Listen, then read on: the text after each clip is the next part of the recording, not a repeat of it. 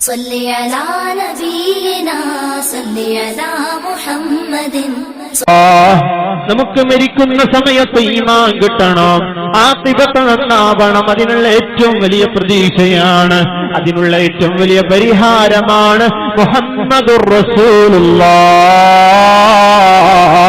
സല്ലല്ലാഹു അലൈഹി വസല്ലം. ഹബീബായ തങ്ങളെ സ്നേഹിക്കുന്നു. എത്രമാത്രമാണ് ആ സ്നേഹമുള്ളത്, അതിന്റെ തോതനുസരിച്ചുകൊണ്ട് നമുക്ക് ആഖിറത്തിൽ വലിയ സ്ഥാനമുണ്ട്. ദുനിയാവിന് നമ്മുടെ പ്രയാസങ്ങൾക്ക് പരിഹാരമുണ്ട്.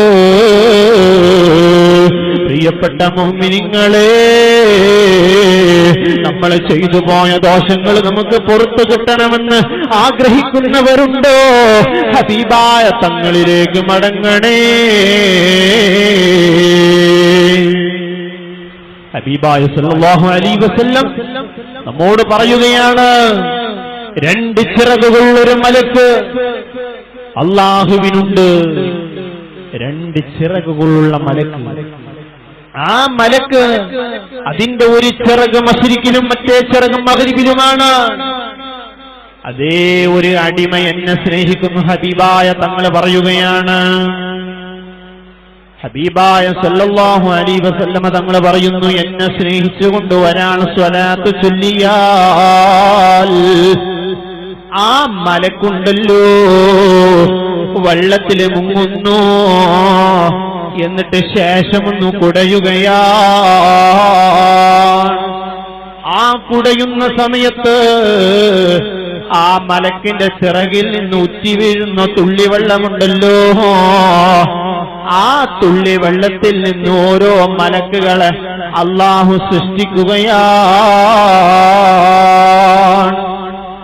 എന്നിട്ട് ആ മലക്ക് സ്വലാത്ത് ചൊല്ലുന്ന മനുഷ്യനിക്ക് അടിമക്ക് വേണ്ടിയിട്ട് അന്ത്യനാള് വരെ, ഖിയാമത്ത് നാള് വരെ ആ മലക്ക് ദുആ ചെയ്തുകൊണ്ടേയിരിക്കുകയാണ്.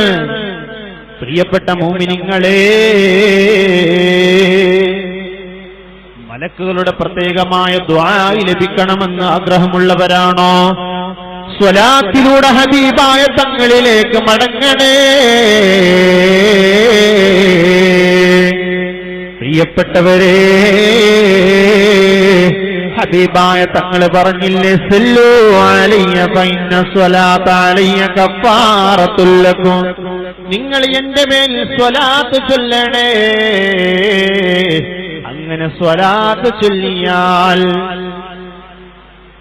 നിങ്ങളുടെ ദോഷങ്ങള്, നിങ്ങളെ പാപങ്ങള്, നിങ്ങൾ ചെയ്തു കൂട്ടിയ പരാക്രമങ്ങളെല്ലാം അല്ലാഹു പുറത്തു തരാൻ അത് വലിയൊരു കാരണമാണ്,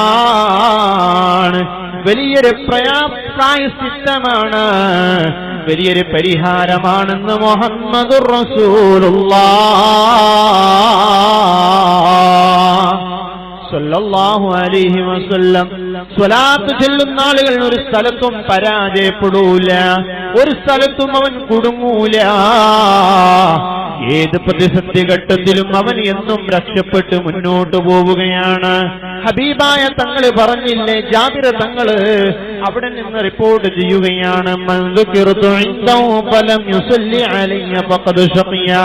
ഒരാളുടെ അടുക്കൽ വെച്ചിട്ട് ഹബീബായ തങ്ങള് പറയുന്നു, എന്റെ പേരിൽ പരിശുദ്ധമായ സ്വലാത്ത് എന്നെ കുറിച്ച് എന്റെ പേര് പറയപ്പെടുകയും അവൻ എന്റെ മേൽ സ്വലാത്ത് ചൊല്ലാതിരിക്കുകയും ചെയ്താൽ, എന്റെ പേര് കേട്ടിട്ടു എന്റെ പേരിൽ സ്വലാത്ത് ചൊല്ലാത്തവനാണോ അവൻ എന്നെന്നും പരാജയപ്പെട്ടവനാണ്. ദുനിയാവിൽ മാത്രമല്ല, ആഖിറത്തിൽ നമുക്ക് വലിയൊരു പ്രതീക്ഷ ഹബീബായ തങ്ങളാണ്. എന്റെ രണ്ട് ഹഫളത്തിന്റെ മലക്കുകളോട് പറയുകയാണ്, കാരണം എന്റെ സമുദായത്തിൽപ്പെട്ട ഇന്നാലിന്ന മെമ്പർ എന്റെ പേരിൽ സ്വലാത്ത് ചൊല്ലുന്നുണ്ട്. അതുകൊണ്ട് ഒരിക്കലും അവന്റെ 3 ദിവസക്കാലം അവൻ ചെയ്ത ദോഷങ്ങൾ പോലും എഴുതരുതെന്ന് അല്ലാഹു നിർദ്ദേശം കൊടുത്തുപോയേ. ഹബീബായ തങ്ങൾക്ക് അല്ലാഹു കൊടുത്ത അംഗീകാരമാണ്. പ്രിയപ്പെട്ട മുഅ്മിനീങ്ങളെ, ഹബീബായ സല്ലല്ലാഹു അലൈഹി വസല്ലമ തങ്ങളുടെ പേരിൽ ധാരാളം സ്വലാത്ത് ചൊല്ലുന്നവരാവണം നമ്മൾ. നമ്മുടെ ഖൽബ് ശുദ്ധീകരിക്കാ, നമ്മുടെ പ്രയാസങ്ങൾ നീങ്ങിക്കിട്ടാ, അത് വലിയൊരു കാരണമാ. നമ്മുടെ ഏത് വലിയ പ്രതിസന്ധി ഘട്ടത്തിൽ കുടുങ്ങിയപ്പോഴും ഹബീബായ തങ്ങളെ മുൻനിർത്തി ദുആ ചെയ്തു നോക്കൂ, പരിഹാരം ലഭിച്ചില്ലേ?